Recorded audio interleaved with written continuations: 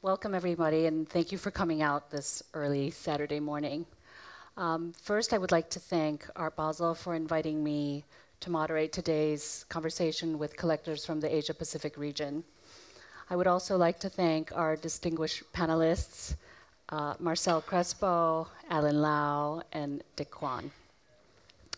This morning, we'll be talking about collecting from several points of view, not only the Philippines, Hong Kong, and Australia, where our three panelists live. We are looking at collecting strategies from the Asia-Pacific region and how they differ and overlap. Collecting in Asia might seem like a new pursuit to some, particularly when viewed from the West. But in fact, there are long traditions of collecting everywhere. What is special about Asian collecting in the past 40 or 50 years is how countries producing the most active collectors have changed. For example, Japan led the region in most categories in the 1960s, 70s, and particularly in the 1980s, and often broke world auction records until the bubble burst. This coincided with Japan's economic growth and political stability, which are major factors in stimulating both collecting and art production in almost any country or region. After the Japanese bubble burst in the late 1980s, we saw the rise of South Korea, Hong Kong, Taiwan, Singapore, and somewhat later, China. At the beginning of this growth cycle, there were few collectors who were mostly conservative in terms of their buying, gravitating towards historical works produced in their own culture, such as jade, bronzes, ceramics, and other iconic cultural relics. In the contemporary art market, the circle was even smaller and tended to be led by expatriates living in Asia and non-Asian collectors who made regular trips to Asia. These collections, primarily with a Chinese focus, have since become historically important. Many of the artists are now blue chip, and their works are highly coveted by individuals and institutions. I've given this background because many collectors feel they are in the vanguard of a trend. And in the world of contemporary, they are an essential element in the art world. However, in the world of collecting, the past is the father of the future, and vice versa. Art is long, and life is short.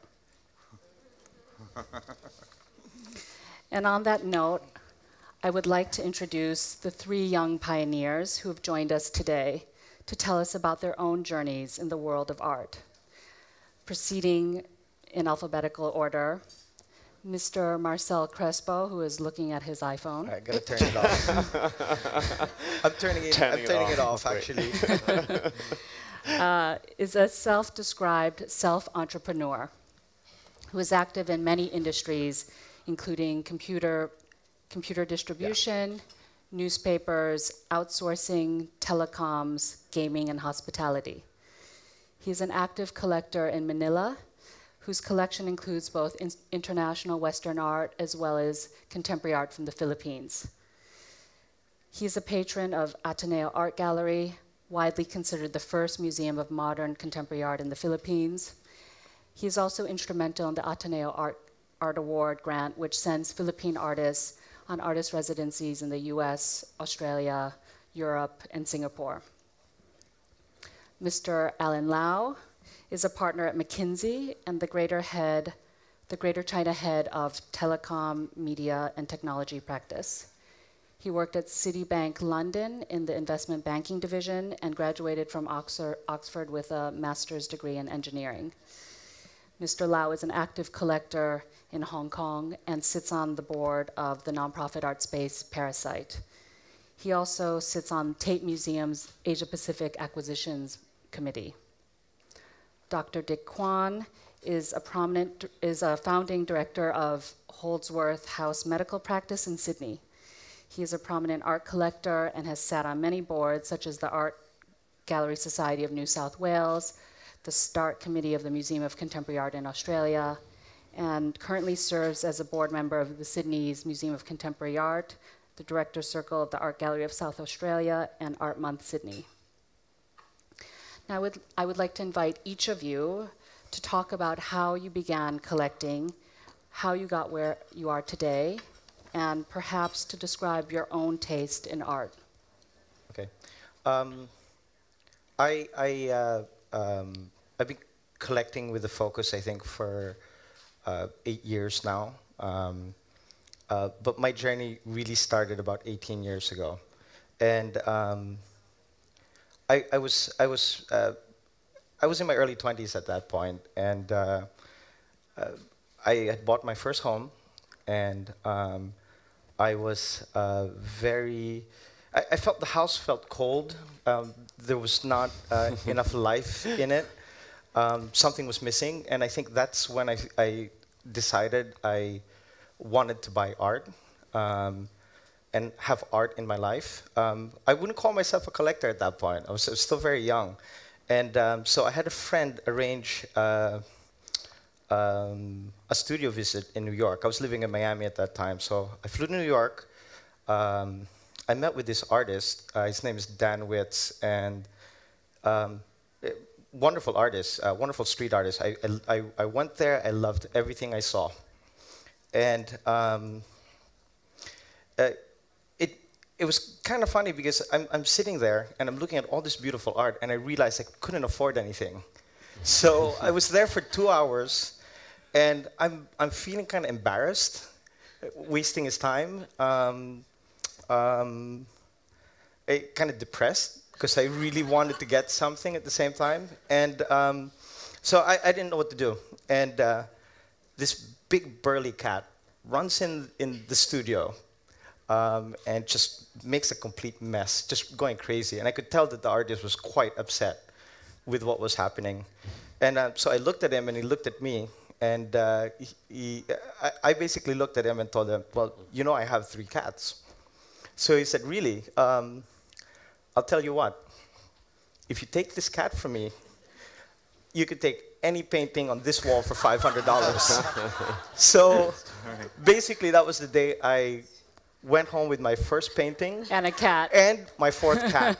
So that's how that journey started for me. But collecting has always been something that has been part of my life.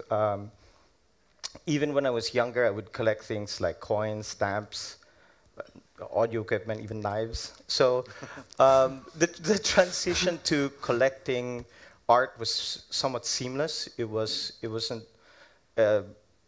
an easy transition. I think I have a collecting bug, if you want to call it that. My collection today is basically based on Filipino and Western art. It's done this way, again, it's because it's a reflection of who I am. I was born in the Philippines. I lived half my life in the United States, and the collection is reflective of that. And I think everyone in this panel has the same story, in the sense that if you look at a collection, you will really learn a lot about who the collector is. And that's what my collection looks like. I think those are the only 2 concrete ties that put my collection together. I've had to do a little bit of introspection when you asked me to do this panel, because I kind of looked at my collection a little bit and tried to figure out what was I doing? What am I doing here? And I realized that I must have ADD or something. My tastes have changed so much. even within the last 5 minutes. We'll get to that later. Yeah. You already know this story. I think I started out where most collectors start. I started collecting figurative work, representational work. It's work that's, I guess it's easy to digest, easy to understand.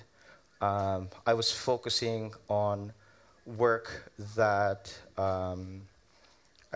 I wanted to see work that I knew the artist spent a lot of time and effort on the artwork. I was looking for technical excellence. So I collected early on artists like Olan Ventura, Ronald Ventura, Martin Eder, Damien Loeb. Then I moved into a phase where I started collecting 80s artists from the West. I was very young in the 80s, so I don't know why it resonated with me, but I was very interested in the picture generation artists. So artists like David Sally, Robert Longo, Richard Prince were of interest. And then I think today I am much more interested in a little more challenging type of work. I'm now exploring abstraction. Process-based work is of interest, and quite recently video has been of great interest as well. People like Maria Taniguchi is of great interest to me. Matthias Feldbakken, Piotr Uklansky, Rudolf Stingel, those type of artists have become of interest. So I think that's how the collection looks like today, and those are where my tastes are. And like you said, I think if we talk again in 6 months, it's probably going to change. But right now, that's what the collection looks like. Thank you. Alan? I started collecting about, also at around the same time, about 8 years ago. And it was with the very simple idea that I want something for my wall. I was moving to an office, but I want something that's very Hong Kong. So, and there's only one artist that come to mind, but he wasn't even an artist. If you've seen The King of Kowloon, so basically he's this graffiti artist in Hong Kong. Again, not really an artist, but interestingly, Hans Ulrich actually just did a book on him recently. And that's the first piece that I've got. And of course, that's the beginning of things when I started, trying to study a lot more and research into things, but and started collecting. But of course, the exposure to art come a lot earlier, I guess, right? When I was studying in the UK, I remember going to museums and seeing sharks in a tank, and I'm like, is that art, right? So there's that was really the period of YBA as well, and I was really shocked, and it leaves an impression in your mind, but I didn't quite follow at that time, but things sort of all come together a couple of years ago when I got my first piece, and then I started looking a lot more into starting with artists in Hong Kong and China, which obviously is where I sit, but I think very rapidly looking at the region and sort of all around the world as well. So there are a couple of things and themes that fascinate me. I'm very fascinated by text and language. Not just because of the power of words, but also the impact and how text can translate into graphic as well. So artists like Xu Bing, Qiu Jijie, Zhang Qinhua, I think those are fantastic artists that I'm very interested in. I'm also very interested in technology that's related to my work. So therefore, I love what Chao Fei has done with R&B City. If you draw the lines a little bit earlier, what Nam Jin Pak has done with media art, starting the whole media art practice. And then the third area is, I also collect things that I think document what we're witnessing right now in urbanization. I mean, obviously in China, but also, in Asia more broadly and in the world more broadly. So, artists like Ai Weiwei and Iwasaki, I mean, those are all interesting artists that I think, these are helping us to document what we're experiencing right now, social and political changes that we're seeing in where we're living in, right? I think yesterday we debated a little bit on, whether we have regional collection, local collection, global collections.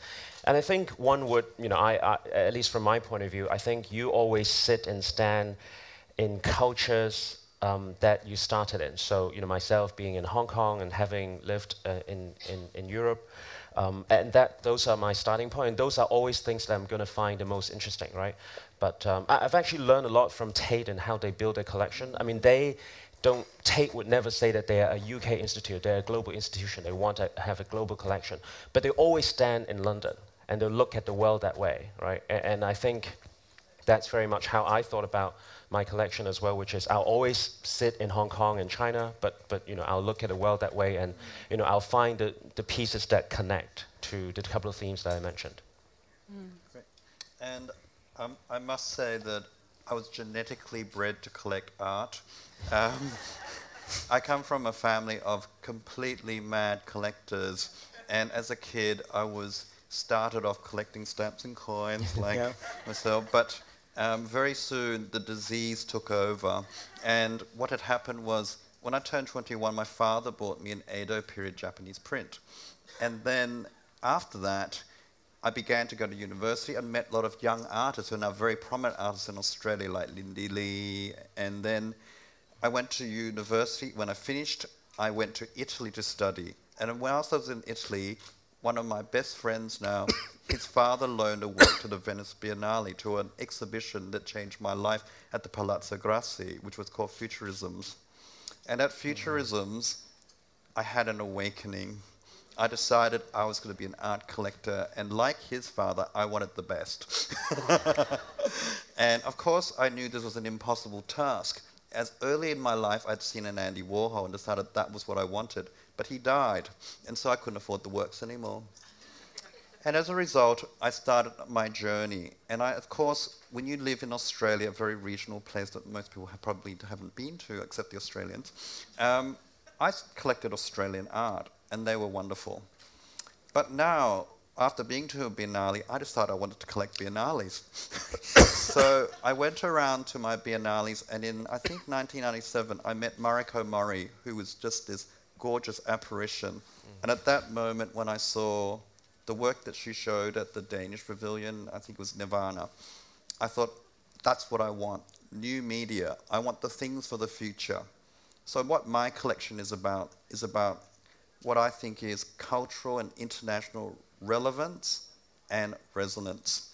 What resonates with me and what I think resonates with a lot of the world. Secondly, because I live in the Asia-Pacific region, I think this century has always been called Asia Century. So I collect what I call the prakas. I made this up myself, so if you want to adopt it, feel free to adopt it. I'm crackers for prakas, and what prakas are is the Pacific Rim aesthetic climate change artists. I believe that in Asia at the moment, we're going through an aesthetic climate change. And to me, it is as relevant and as startling as when the Impressionists displaced the Academy artists, is when pop jumped on top of abstract expressionism, is when cynical realism jumped on top of social realism. And so prakas is what I'm seeing. And how I construct my collection is to, in the Pacific Rim, I see this is the locality. It's not Australia. We live in a connected world. We live in a world where there's the internet. That the tick list for works to be good has become longer. And one of them is it has to look good online. It has to resonate with not just your population, but an intellectual population that could be anywhere on this earth. And so who do I collect? So you've heard about Mariko. I also collect Chinese artists, like I recently bought Birdhead, whom I think is really good because I think they're redefining Chinese calligraphy. Chinese used to say, it's about the way you write it, not what you write. But they took photographs, and it's a photographic writing, and they paint their Chinese landscapes with photographs. I really like Made In Company as well. And I also look at how Western art relates to Asian culture and also about the Pacific Rim. So I look at recently I commissioned Thomas Hirschhorn to produce a work for me. And I thought it had more to do with the Asian perspective and about this political and cultural revolution, this aesthetic revolution that's happening. I bought an Elm Green and Drag set, but I bought it from the Tokyo Gallery. He had a series called Supermodels, where he got famous fashion designers. And in Asia, we love fashion, we love labels. And it was the dress that Lady Gaga wore on the cover of Vanity Fair, put on an Elm Green drag set. And it was from a Japanese couturier. So I'm talking about cultural influence and confluence, in and out, and the discussion and the relativity. In terms of video art, I bought Zhang Ding, the image that was at the Hong Kong Art Fair in one of the years, that video. But I also collect deeply AESNF. If you notice also, I like these groups, because to me, multiple minds are better than one mind. And in the Prakas revolution, they are the thing that we have to get to. Because before it was this sort of egotistical, one artist does one thing, one vision. But I'm interested in group visions. So I'm interested in Team Lab from Japan. I'm interested in many of these art groups. And how does this relate to where I live in Australia? In Australia, I've coined another art movement, and I called it the Melbourne School of Model Making.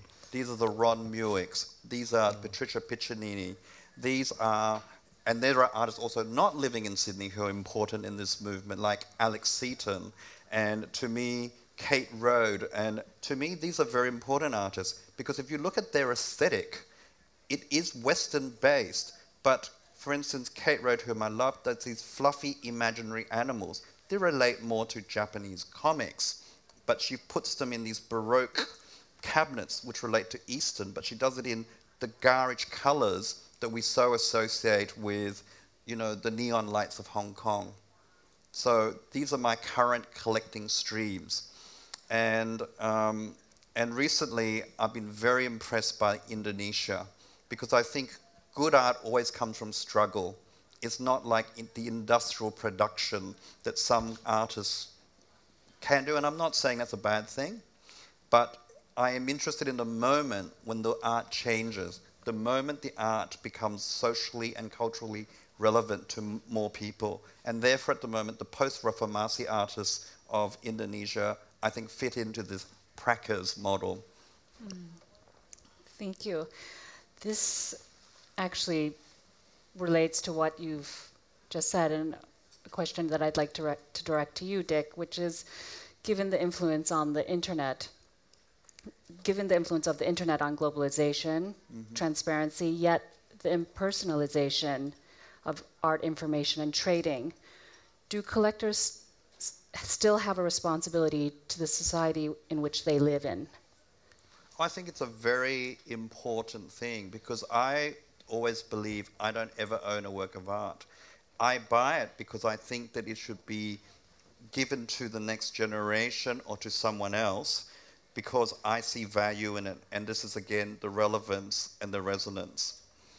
So if I can't buy a work, then I would like to see the institutions where more people will see it get the work. So recently, I'm a strong collector of AESNF, and they have this trilogy, and I bought the trilogy, but the last volume, I supported a museum to purchase, because I don't really own it. So I bought personally the first two of the trilogy. The third of the trilogy, I think, should be seen by more people. And I'm one of those people who would loan to almost any, and not, maybe I shouldn't say this in public, but I like loaning. I like loaning to where people can't see good art. And I've loaned to so many Australian towns I've never even heard of or know where they are. But because I believe it's my responsibility to, if it touched me, and I'm, you know, just I don't know if I'm ordinary, but if it touched me, I want other people to be touched by the same things. And I know that when I was a kid and I saw my first Warhol, and I can't remember even where, maybe Tokyo, I can't remember where it was, but it really had an impact on me. And when I went to Futurisms at the Palazzo Grassi, it changed my life. And I just want someone else to have that same feeling, and then be as passionate as me. Speaking of institutionalized art collecting, Elaine and Marcel, I wonder your thoughts on, in countries such as Hong Kong and the Philippines, where collecting is not institutionalized. Should collectors be lobbying their governments for favorable tax treatment or perhaps knighthoods to collectors who donate money or works of art to public institutions? You want me to answer first? Or? Go for it. I think, I come from a country where we're a developing country, and things are a little more complicated. I mean, obviously, I would love tax breaks and all of that, but there are so many requirements of the government that art and art institutions and such have taken a back seat in terms of priority. And I think that's where collectors in general have to get involved somehow, one way or the other, to try to support the local infrastructure and the local community. It's not in place, and if we're going to wait for the government to do something to help the local community, I mean, they will do what they can, but it's never going to be enough. So it's really about community building and doing what you can as a collector. And I don't believe it even needs to be these broad gestures of building a museum, making huge donations to institutions. It's just finding a way to be involved in the community can go a long way. Me, for example, as a collector, I probably have a lot more communication and contact with Western institutions, galleries, collectors, etc.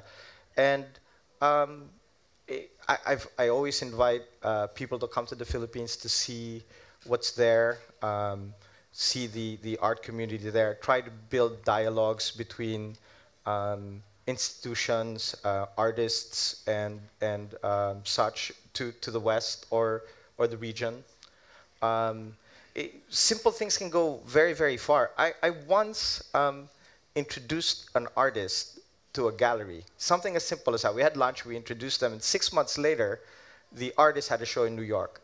So, I mean, it wasn't a lot of work on my part, but it went a long way for helping the artist. So, I think there is a responsibility, and if you love art, you should invest in it in other ways rather than just buying art.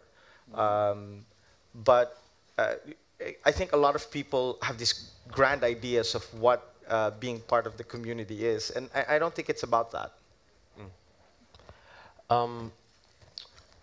I think the government can definitely do more and should do more. As we've seen, I'm not overly familiar with the US tax system, but clearly that has encouraged a lot of people to donate. And it's almost bizarre that we don't have that culture in Hong Kong at all. I mean, obviously there are people that donate, not in the contemporary field, but more in traditional and ink art in Hong Kong. And they've donated not just in Hong Kong, but in Met, you see, sections that are donations in Shanghai and all of that, right? But it's almost bizarre that we don't have it in Hong Kong. And I hope that it is simply because of the fact that we don't really have a contemporary art dedicated institution in Hong Kong yet, which we will have in the form of M+ in a couple of years' time.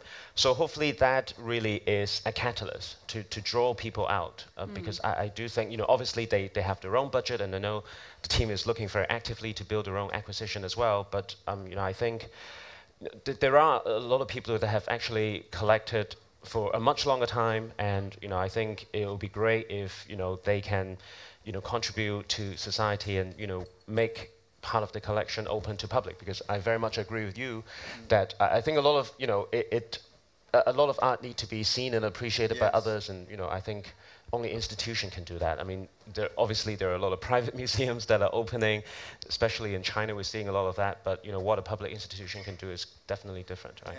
I just want to add that I come from Australia, which does have a cultural gifts program, but I also come from a country where sport is the culture supreme, and all I want art to be is to have just you know, in Australia we call it a fair go, a fair go, because art to me is the antithesis and the brother of sport, because they're both cultural activities. Art is about the playing field that has no field.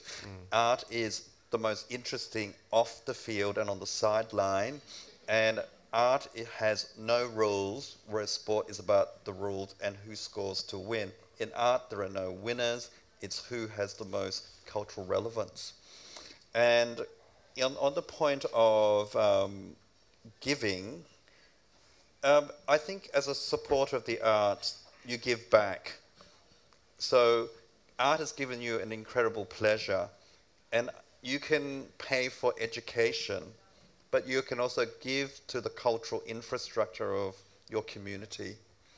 And I think it's an important responsibility, but also to the artists. I think sometimes by supporting the artists, and I've got nothing against the secondary market, I feel that what I'm really doing by purchasing a work is to enable them to do better work. And the other thing I like doing is to have a constant dialogue with the artists whom I support to drive them to do the better work and not turn into an industrial artist by producing endless art products. Finally, I just wanted to add that I think for work to be good, it has to be seen. And I must say, artists have probably sold more out of my dining room than they have going out of, because when someone comes to dinner, they always go, wow, what's that? And because I'm the crazy collector who, you know, take on anything that I think is culturally relevant. And and like Marcel has said, by introducing them to something that they don't know, then they think, well, I will consider that. That would add to my tick list of things on my head to look for.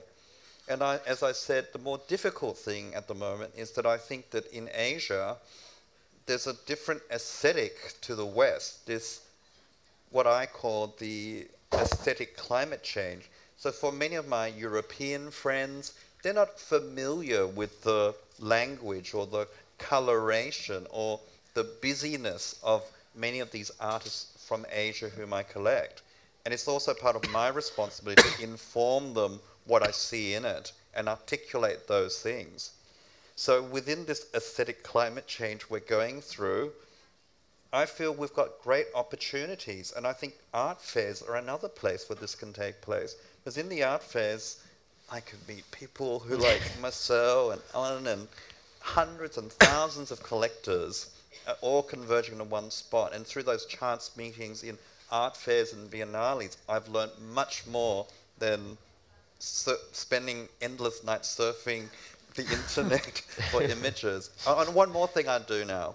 I post on Facebook and Twitter and Instagram works that resonate with me that I bought, or commissions I've done, or works I've loaned, or exhibitions I've supported, because you can support them by that sort of exposure. And of course the best way to encounter art is to see it face to face. But we're busy people, and often bad weather can stop you coming to an exhibition, but you can still participate with it online. Can I expand on that a little bit? And this is what happened yesterday in our coffee. Afternoon tea. Yeah, coffee or We had coffee yesterday. this is exactly with what you're saying, and this is how the art community works, and it's wonderful. People are always trying to experiment and understand new things and open their eyes to new possibilities. And I think a fair like this is very powerful in making that happen. And my story is, yesterday, well, on the fair, I happened into this one artist that was just so strange and so magnificent at the same time. And I had absolutely no clue what I was looking at, but it was just so bizarre and beautiful at the same time. And like you said in your tick list, it's very hard for someone who doesn't understand these type of works to make a decision right on the spot. And it's always good that when you meet people of the same like minds, we had tea, And I sat down with Alan, with Dick, with Elaine, and I asked them, this is, again, I said I only collect Filipino and Western. I kind of broke my rule already on this fair. And I purchased my first Singaporean artist, which everybody here was familiar with. We all owned it. They all owned it. So I told them, is this, am I losing my mind, or is this like, interesting and fascinating? And everybody said, yeah, it's a good idea, what you're looking at. So, but stepping out is great. Exactly, Yeah. and that's Challenge what I find so wonderful about the art community and how things like this happen. And I think this is also the other point I was making, that what often, you know, when you walk in and you think, oh God, I don't know what I'm looking at here, but there's something just hitting me, that's resonating with me. And what's really strange, it resonated with me, with him, and her. Like we all, what he thought was strange actually was quite universal to all three of you. But you know, this was Ming Wong, a Singaporean artist. You know, when I saw it, I thought, oh, what, this is really weird. But what it really is showing me, that in an international context, we all had similar thoughts about the same work. And I think that is when I really like work, when I call it wow art. Sorry, I'm coming up with all this sort of stuff. You know, there are those works where you walk into a room and you don't know what hits you. You don't know whether you like it or not. It could be completely an aesthetic. You don't even understand. But you walk away with it. And you know how when you look at a work and it's sort of burning in your mind, and when you go to bed at night, it's still burning. And when you wake up in the morning, you're still trying to work it out. And I think that's how I started collecting the Russian artists ASNF. I mean, I remember I walked into the Russian pavilion at the Venice Biennale to The Last Rite, and I walked in there and it was this thunderous Wagner, Butoh music. I don't know what it was, but I walked down and thought, that is the most, I don't know what hit me, but I've got to have this work. And I think it happens to all of us. We all have that disease. Yeah, it's this sort of, you know, it eats at you. This one Japanese collector that I met, he told me when he sees a work that he really loves, if there's a catalog, he'll tear out the page with the piece of artwork and actually sleep on it. He puts it under his pillow. Literally sleep on it. And when he wakes up in the morning, he looks at it again and sees if he feels the same way about it the next day. So, Elaine and Marcel, I wanted to know, in communities lacking art infrastructure, such as museums, art schools, foundations, Kunsthalls, archives of local art history, how many people do you think it takes to get things moving? I'll let you start that one. I mean, because difficult. Alan, you've recently made a significant donation to M+. Significant not in terms of the monetary amount, but the work is quite challenging and unusual for Hong Kong.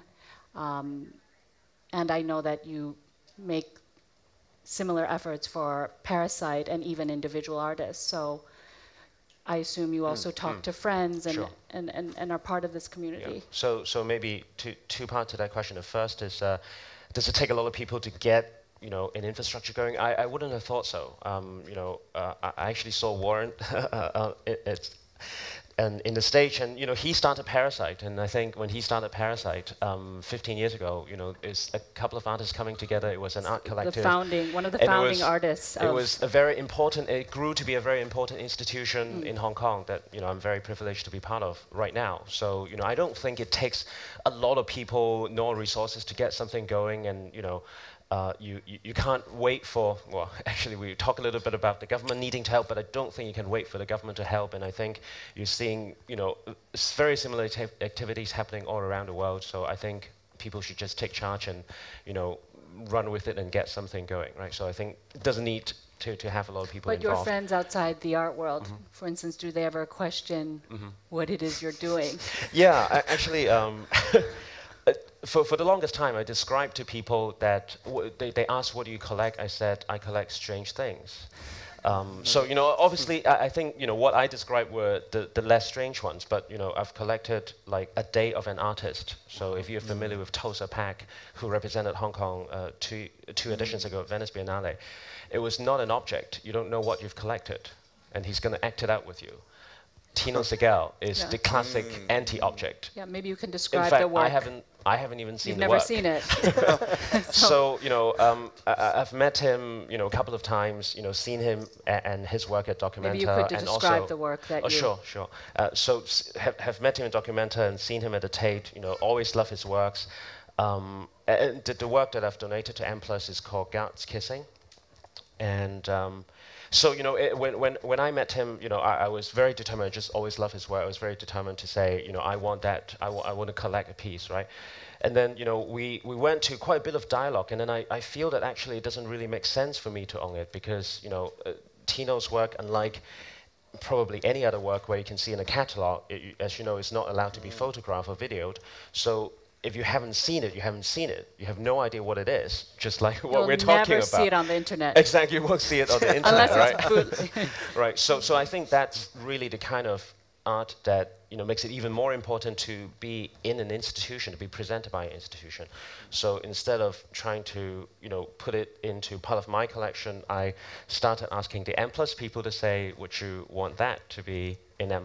And, you know, they said yes, and I'm very happy to have... Plus they have guards. To have made that happen, right? And then we went on this, you know, exchange of trying to find the right piece because, you know, for those of you who've seen Tino's work, a lot of those were very dialogue-based, so there was a lot of discussion. That wouldn't work in Hong Kong, right? Because, not just because of language, but also, I think, you know, it's, as you can imagine, it might be difficult to draw someone from Hong Kong and Chinese to be in a conversation, probably just run away and think you're crazy if you just want to talk to them, right? So, you know, it needs to be something a lot more based around body language, and I think that's the piece that we've chosen, which is Guards Kissing. So hopefully it will be put up very soon, and I won't say too much about it, but in brief, it's going to be set up, it can be set up in any room, it's very flexible, and when you walk in, you'll see two museum guards kissing. Security right? guards. Impromptu, right?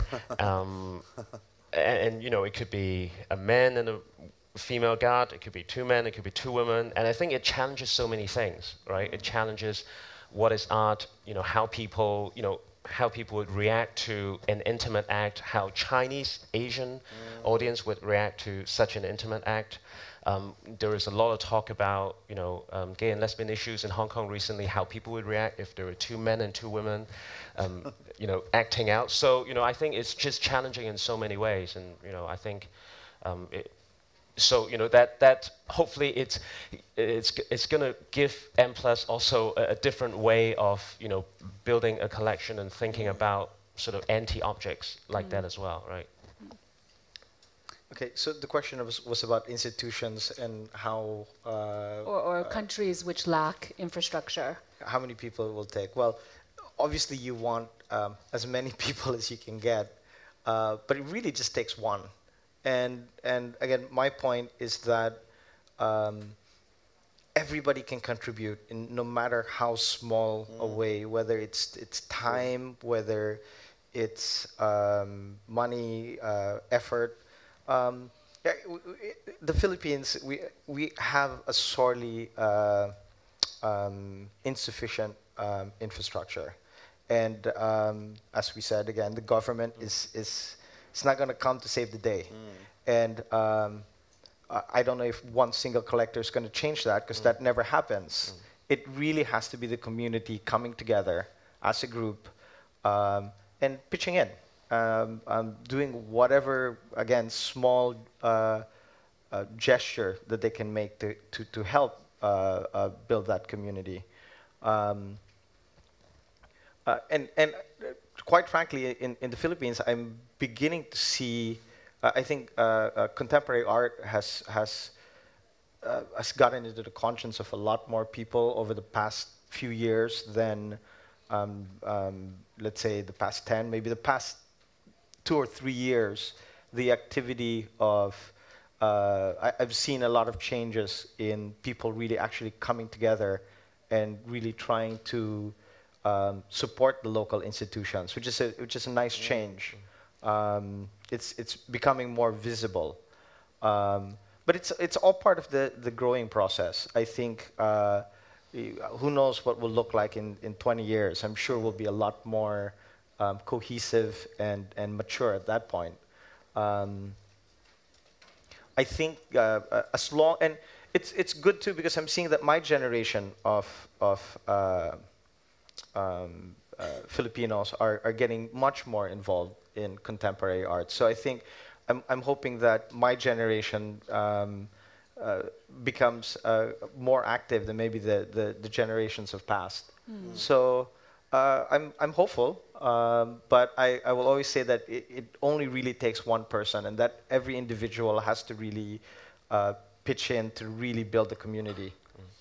Can I just jump in and talk about, in Australia, we've got the infrastructure, like the government had built all the museums often 100 years ago, but often very recently as well. But they don't support putting the art in the museum, so the collections. They give the money to buy the paper clips and to buy, but they don't give it, and so it's for the art. So it's then becomes a responsibility of individuals, and I think the passionate individuals. And that's why I'm a busy guy, but I've joined the boards because I know that my presence will stimulate my friends and others who are like-minded people to contribute. And that's why I'm there, because that's my small role. That if I can get a friend to sign a check so they can buy a cigar or something that is a difficult ask for people who don't understand art. And I think that is the problem. Politicians may not be art literate, whereas they will, in Australia, support a football match. Recently, this is an incredible thing that happened. In Australia, it's the 100th anniversary of our capital, and they spent $500,000 on a sporting event, and then complained about a magnificent sky whale. One of our Melbourne School of Model Making artists produced a giant air balloon. I think it's the largest balloon ever made, of a whale with these huge mammary glands, and it floated above the capital, and everyone looked at it, and all the newspapers said, "Oh, what a terrible waste of money." But to me, it was a wonderful thing. Children would be looking at it. Our lives change because of these things, not with the football match. And so I think it's up to us to convince the politicians there is something magical about supporting something that sometimes appears intangible, but let's face it, it's often those things that stick with us, memories. Thank you. So this is a question to all of you, which I think everybody is dying to know about. If you could tell us about some of your most exciting recent purchases, and if you've had any pains or regrets in your collecting career. There's always pain, and it usually is economic pain. Yeah. There's a lot of things sitting in the back of the storeroom. Look, I bought a lot of Eco Negroho recently and Hahan. There's something about those Indonesian artists at the moment. There's something sort of, it has lots of different things in it that I'm trying to work it out still, and that's why I'm buying it, I think, because I want to look at it more and more, because it's a cultural aesthetic. It's a Pacific Rim aesthetic climate change artist, like that I just feel that I don't fully understand it, and I think it's resonating with more and more people with the recent show in Paris, Berlin, and recently in Australia. I think in Australia we have the APT, the Asia Pacific Triennial. I think it's a very important platform for the Western world to showcase Asian and Pacific Rim art. And so that's my current collecting interest at the moment. Works that I've recently bought. So two or three Chinese artists. One is Sun Xun, who does a lot of animation. So you haven't seen his work, you definitely should. Fascinating, and you know, it looks very Disney-ish like, but it's actually very political, and that's what I like about it. It really talks to what's going on in our world and where he lives in right now, but in a sugar-coated way, and I love it that way. Otherwise, you know, I think his show might get taken down. From maybe Sun Xun to things to people that are much more overtly political, like Zhao Zhao. So, you know, if you've seen his work at the art fair, I thought that was fantastic as well. To something that's a lot closer to our daily life. So I've recently bought a piece of work from Koki Tanaka, who's representing Japan this year in Venice Biennale. Again, fantastic artist, very smart, and you know, create a situation where people collaborate, and you see how people screw up and debate and tear each other's hair out in collaboration, and that's just, you know, that's just very interesting because that's an observation of the world we live in as well. Well, I'll talk about what I saw here and I actually purchased. It's kind of disparate as well. We already talked about what's his name again? Ming Wong. Ming Wong. Can't even remember his name, and we've explained that. I also saw an artist at Javier Perez called David Ostrovsky, Yes. and I just the basis of the painting is they're called failure paintings, and the paintings were basically based on mistakes that the artist had made. Yeah. And there's something fascinating about a mistake. I don't know what it is. It doesn't seem. It just seems to come together in failure, and I was really intrigued by that. Can I tell the funny story of Stefan? Because Of course. we were in dinner with Elaine, and me and my friend, we were talking about how wonderful this discovery we both had was. And we were going back and forth because we put these two paintings on hold. Coincidentally. Coincidentally, it It ended hadn't up been that planned. we put the same two Wow. paintings on hold.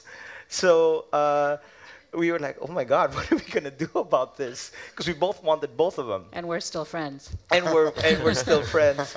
So we went to the gallery at the same time, the same day. Like, how are we gonna resolve this? And we went back and forth and back and forth.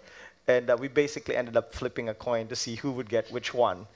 And the gallery said that I don't think I've ever seen this happen before. So that was something that happened in the fair.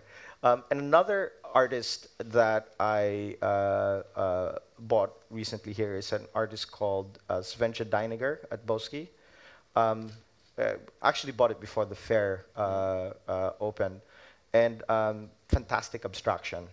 It's very cool and cold abstraction. She's what is she? She's Austrian. The funny thing that I found out was both David Ostrowski and Svenja Deiniger were both pupils of Albert Olin at in Dusseldorf. Was it when he was teaching? So obviously there's a thread there that I'm looking at right now that's interesting me. Completely different paintings, but tied together in the sense that I think conceptually it came from the same teachings. So that's what I've been. I was going to say, looking I at. did buy an artist at the fair, but I can't remember his name because it's the first Iranian artist I've ever bought, and I actually can't pronounce it. But I bought it from Obadia in the French gallery, but I think it's, to me, I always buy the work. I've bought lots of works in the past where I have no idea who this artist is, like yourself, but then it's only by later that you find out about the work. And I'm a naughty boy, as most people would know me know, and at one stage I was collecting, you know, they call it Nova Vaga porno, like works based on another type of culture. Okay. And I went to the Venice Biennale and decided to buy the Biennale. I bought this work by Adele Abdesamed that was shown by Hao-Han Ru's, was it called Zone of Emergency or something like that? And it's a work of, you know, people doing very intimate acts. And I had no idea who this artist is. Just absolutely, it was just, you know, it was one of the works that burned in my head. And when I arrived in Basel, Switzerland, it was available, and I bought it. And now he's won Benassi prizes, and he's his careers flourished. And I think sometimes, you know, people think too much about work and should it be this or should it be that, should it tick this parameter or not. To me, it's a visceral thing. If you feel it, others feel it. If others feel it, like, then you have it. And I don't think it's about, you know, the name. And I think one of the mistakes that many, for those who are like collectors, make is that who buy names because you're not looking at the work. I think if you noticed, none of us mentioned like real names on what we've bought recently. These are things that people in general would not know who these artists are. It's a whole discovery process that makes this so interesting, I think. And I think a good quality art fair like this one is what brings those artists to our attention. And I think it's important that we keep attending them. And I'm not saying this just because we're having this, but I really feel, that the art fair and listening to others collectors, because I don't know if I'm on a weird tangent, but you know, I was saying these Indonesian artists because they're very busy works. But to me, I look at them and I see in them the neon lights of Hong Kong, the confused thoughts of the youth. I see in them all those things that are going on, a politics and a struggle. And so I struggle with the work. And I'm a guy for tough work. You know, oh, I forgot, I've recently bought Belinda de Bruquier, who's going to represent Belgium at the Venice Biennale, and they are tough. Dead horses are tough. See how nobody wants to admit to mistakes? Yeah. I won't push that question. But Marcel, you've recently told me that a number of collectors in Manila have been coming to you, and I would like you to share what advice you would give to a new collector. I think it's actually quite interesting. Well, if we're the one thing about this fair is it's the only fair where you can really get Asian art, the top Asian art, the top Western art, all in one place and all in with equal billing, which I think is very important. Because I think the art world is globalizing. I have seen a rapid change, and I think this fair has a lot to do with it, with the collecting palette of, let's say, Filipino collectors and Southeast Asian collectors. But on the flip side, I've been seeing a lot of changes in the palette of Western collectors that have come here. And since I do collect both, and I'm a child of both cultures, I've been able to, a lot of people have come to me, especially over the last year, Filipinos and Indonesians actually asking me, you know, what should I be looking at? Because all of this Western work is foreign to me. And I never rush anyone into this, because I always, you know, a lot of times we'll go to one fair, I'll bring a couple of friends, and they get frustrated because I don't want them to buy anything. I want them to kind of understand and get a feel for what the other culture has to offer. And same thing for when Western collectors, I bring them to a lot of the Filipino booths to see what kind of work is there. I think the most important thing is you have to be patient. I see so many new collectors just wanting to buy, as if you were buying a product, like you said, and it shouldn't be that. There should be a lot of patience. You have to build a certain understanding of what you're looking at, and understand the cultural relevance of everything you're looking at. And this works for both Western collectors and Asian collectors when you're trying to cross that bridge to explore another culture. It's the same reason why I came to you when I saw this video work. I didn't quite understand it, and involving yourself in the art community, this is one of the advantages of doing this, because you get people, to find people who understand it more than you do. So I think, you know, you have to collect bottom line, you have to collect what really resonates with you. But as we've discussed, what resonates with you will change. So no matter what, every collector will make what they consider a mistake. And we had this talk yesterday, and some of those mistakes could be actually quite helpful and beautiful in the sense that you will learn something about yourself when you buy something and you say like, 2 years later you look at it and you tell yourself, I can't believe I even bought this thing. But and then there are things that you wish you've bought. There's a lot of well, those. right? But that's the whole a journey that we all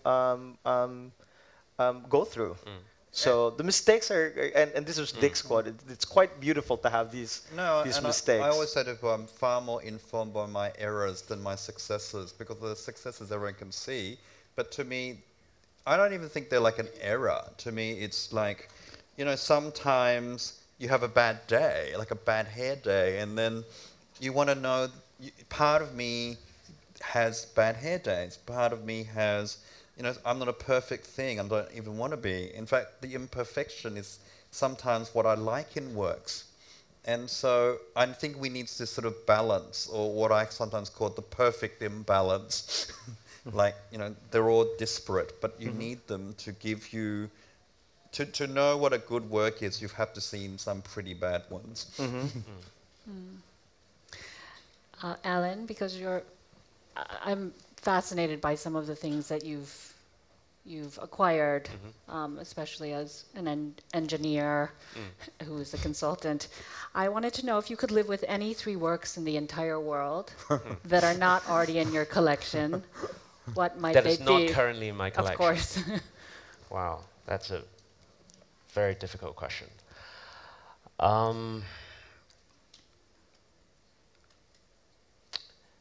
Maybe a representation of a Marina Abramovic performance. I think along the lines of Tino, and I've also collected Tate and Cher. So I thought that would be interesting, but I don't have her work, so maybe that would be interesting. Maybe one of the maybe a little bit outside of the contemporary field. Well, actually, this is something that I'm working on, which is with also with Tosa Pack, but I'm actually having my new space set up. So we're talking about doing a commission work of trying to basically put in his diary and text all across the walls. And I thought that would be interesting because it would, it's something that you can live with and you can look at, and I think that would actually be quite interesting to, give you some different ways of looking at the world, right? So maybe those 2. You don't have a third. I'll come back to you. Could we answer maybe. those 2? Because that's a really good question. I know you wanted to answer that as well. No, you answer first. I insist. And it's going to show, because I've thought about this, and it shows like my ADD coming out as well. And they're all famous paintings that I would love to live with.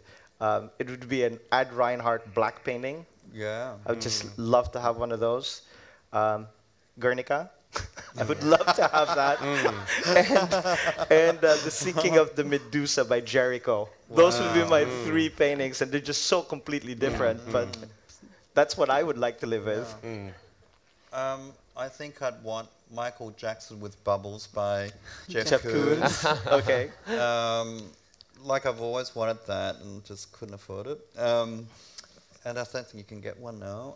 I'd like to have a early Warhol. Because I think, when I was a kid, that was the thing that really got me into art. And the last one, I don't think I can put my finger on it. I just think that... You leave it blank so that you can come back to it later. Exactly. Actually, it might change every year. But, I might like you, my ADD might kick in. And I'll have to move on to another work. Yeah. But yes, I think an early Warhol, like maybe a shot Marilyn or one of the shot works, has his blood in it. And this is the final question for the doctor. Dear. Is to what extent is collecting art a sickness, an addiction, or an obsession? I think it's all, and as you know, I don't know if any doctors are here or psychiatrists. They're rewriting the book that defines psychiatric illnesses at the moment. They can't, and they can't agree. They're trying to get this new edition happening, and everyone's arguing over what it is. So I think it is all. But you know what I really think it is? It's a passion. And you know, in modern society, there's very few things that drive us to passion. But I think art's one of them. Art's one of those things that can make you really feel it in you, and then you've got to have it, and that's what I think it is. And it is an addiction because, like everybody, you struggle with trying to attain what you perceive is not necessarily perfection, but something that is a model in your mind that is something you can want to live with and think about. And I think the best art you think for a long, long time, because as Marcel said, you know, he bought this work because he didn't understand it. That's what I do. If I don't understand it, I want it. Now I would like to open.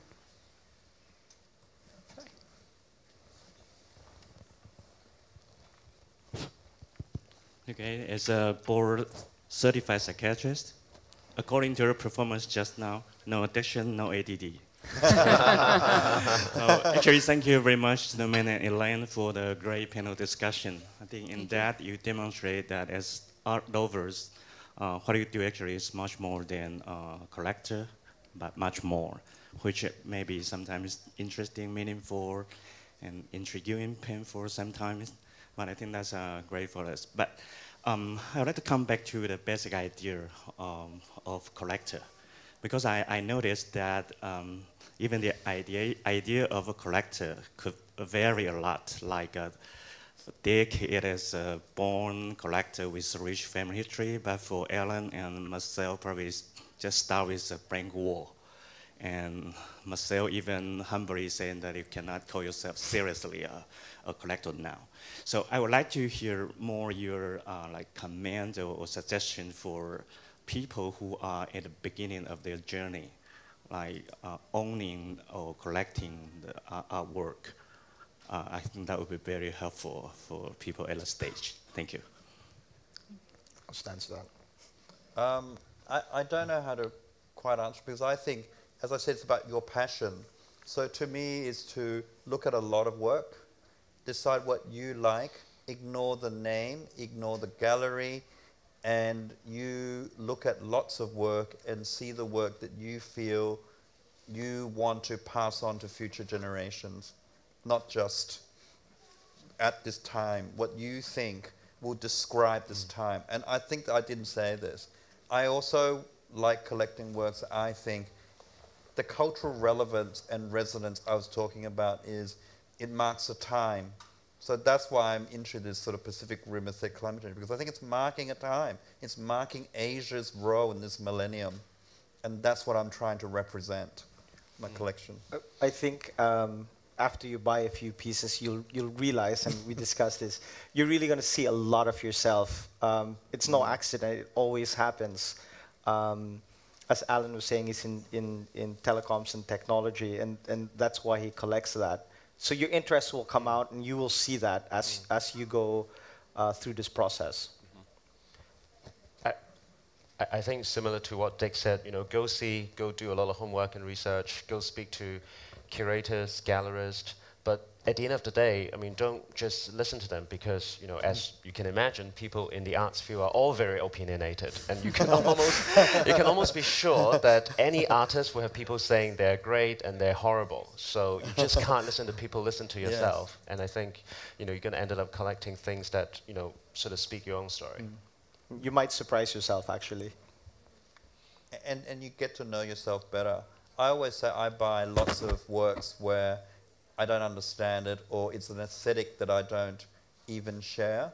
Because, you know, when I was studying in Italy, I was going to people's homes with collections of things I just couldn't stand, but they ate in my brain. And so I understood that it was an aesthetic, but it was not my aesthetic. Therefore, but I also saw the love and care that the collection was created.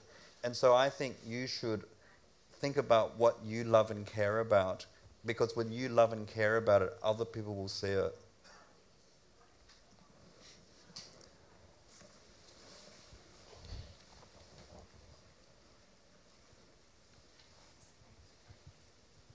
Hello. My question is for Marcel.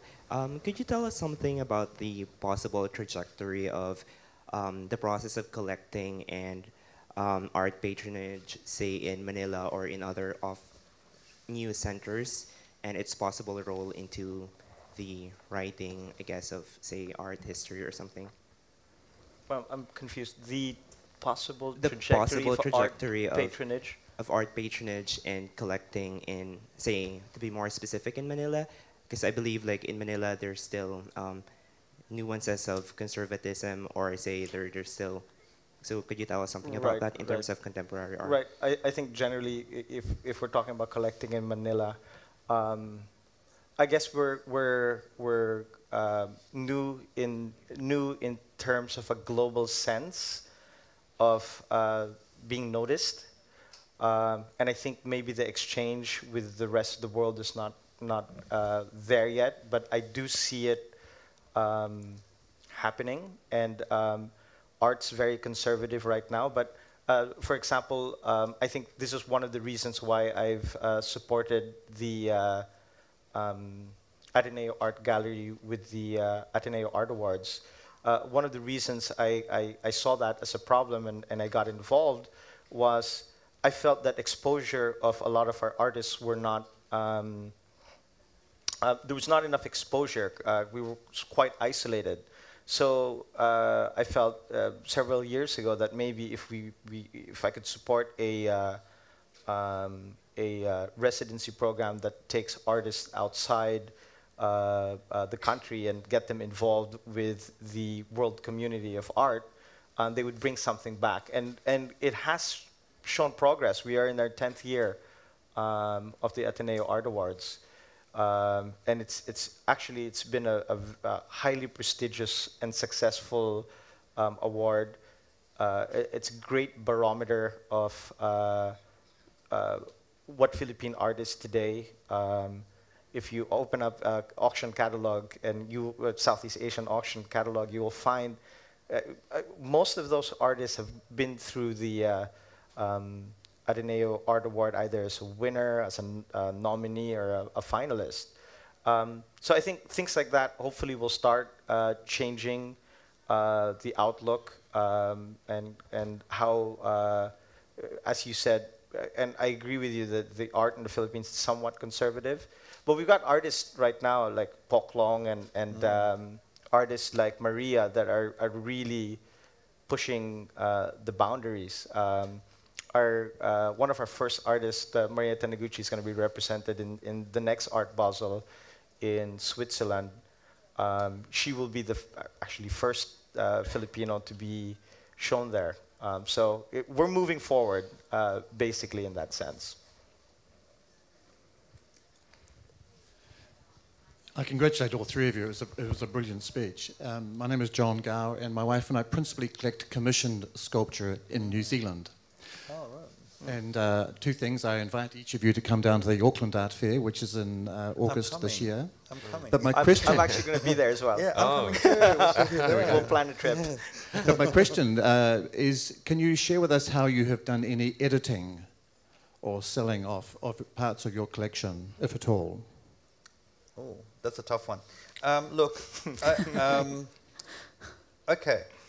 Sometimes, you know, when I've said I love works that I don't understand, and you spend a lot of time looking at the work and looking at the work, and for me, the work is only good when it's alive. It's only alive when other people see it.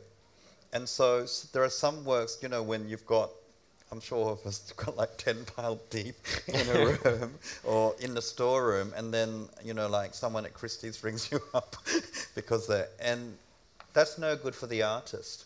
For the artist to have the work seen is part of my contract with the artist. And so, therefore, by sometimes de-ascensioning it because someone thought it was such a great work that it needs to be an auction, I'll say yes. Because I'm also helping, in a way, weirdly helping them. But I prefer them to loan it. Right. But there are works sometimes that, you know, the auction houses know you own, and I'm sure they do that to you. Not that it's a bad painting, it just doesn't fit what you're doing right now, or well, bad you've moved artwork. on. Yeah, Or, exactly. you know, our ADD. Exactly, exactly. my sister's here, so I'm going to apologize to her. I come from a very large, very large family, and I just, once it doesn't work in the collection, it ends up in their homes. So Where is your sister? she's right there, so I apologize to her. But I think Marcel places. I place it. Because I agree with right, you. yes. Even though you don't feel it's part of your collection, and I'm guilty. I do have work that's in storage, but as much as possible, they should be out there. They should be seen. People should see it. Yes. Just because it doesn't fit your mind frame and what you feel is important to you, doesn't mean it's not going to bring a lot of joy and interest to other people. So I think you should always show art. Absolutely. No matter what. Yeah. And I think it would happen if things doesn't fit into your collection. It happens to all of us. But at least I personally find that it's much more difficult. And I've only sold pieces that I've bought at auction because there's a lot less attachment to it actually.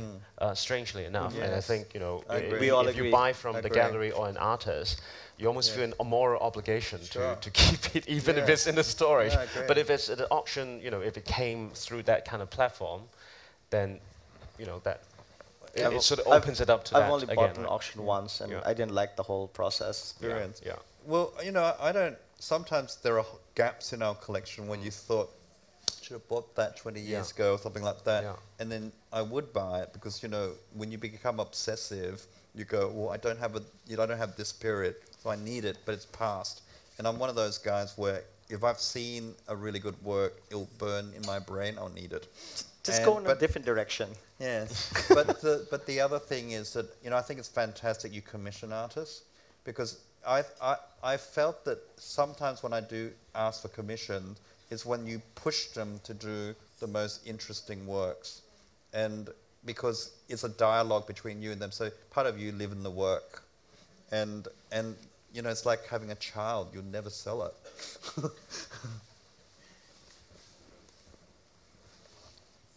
My name is Silvana Diaz, I have an art gallery, and I would like to ask a question to all the collectors.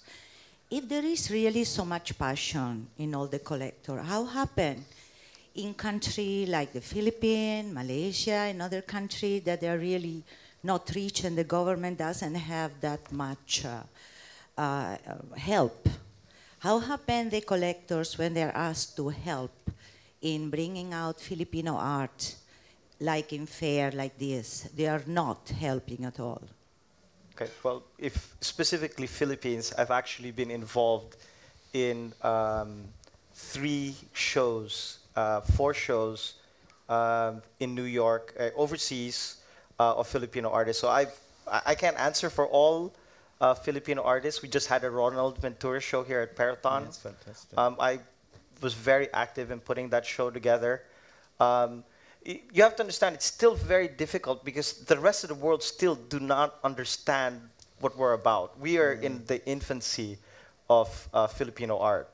And believe me, I have been very active in, again, this is just me personally, speaking with curators, galleries, even people at the Basel committee for trying to admit Filipino art and artists. So I can't speak for everyone, but I know, and this is what I'm saying, and I would ask maybe other collectors to be a little bit more active and passionate in trying to do this.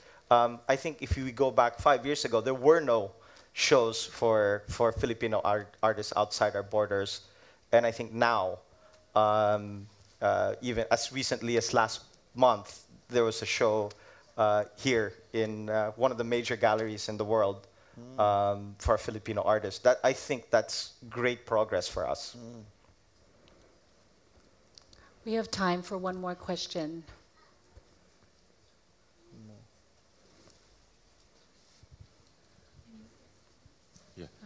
Hi, my name is Fernando Diaz. I have a question. I'm actually a collector. I'm interested in the change of attitude in Asia. versus vis-a-vis living artists and not living artists? Is there a specific, I think maybe Europe is a little bit more defined, the line, and I would like to know your opinion as collectors here. What is your approach versus you know, collecting living artists or not living artists? Thank you. Living artists versus non-living artists, I think, is the question. Look, I think any artist that still has cultural relevance, I would collect. And so, but personally, I'm interested in the contemporary. And unless the artist has died, I don't think I would actively seek someone who's dead. Because it's not in my equation. Yeah. It's not in my equation. Because to me, something that resonates and is relevant, it doesn't matter if you're living or dead. Yeah. It's still relevant. So. Yeah, I think likewise, and certainly in a lot of what we've collected, I think, you know, obviously, I think majority of them are living artists, but it doesn't really matter. I mean, the only convenience is probably if you break something, then maybe it's slightly easier to get it fixed. Yeah, yeah. I think I agree with my panelists here. Most of everything I collect is of today. Most of them are living, and as Dick said, it's a lot of times, I prefer this, I like meeting the artist. I want to understand what the artist is about and what they're trying to communicate. And you'll actually be surprised how open artists are and how they really want to have their message brought out. So I'm much more interested in knowing that I'm collecting artists that are here today and I can, if possible, have access with them. There's one more question. Can we take one more? Okay, yeah. May I ask, and so how about you make a judgment, or it's between the well-known or the unknown, or established or emerging? So, and that's other questions about excellent. Yeah, sometimes maybe you say not necessarily the well-known or famous. I'm talking about the living artist, and it's not necessarily it's better than someone's unknown, but yeah. So. I understand your point. Yeah, okay. So I think what you're trying to say is, how do I know, you know, what's good and what? Look, to me, that's why you come to an art fair, because in an art fair, there's a weird democracy. You see the big brand galleries with the, you know, the well-known museum artists, but usually the quality in those aren't as good as the ones in the museums. And therefore, if you look at an art fair, you don't know, like I buy from galleries, I don't even know where they are. And, you know, I bought from South African galleries, I bought from, you know, Singaporean galleries.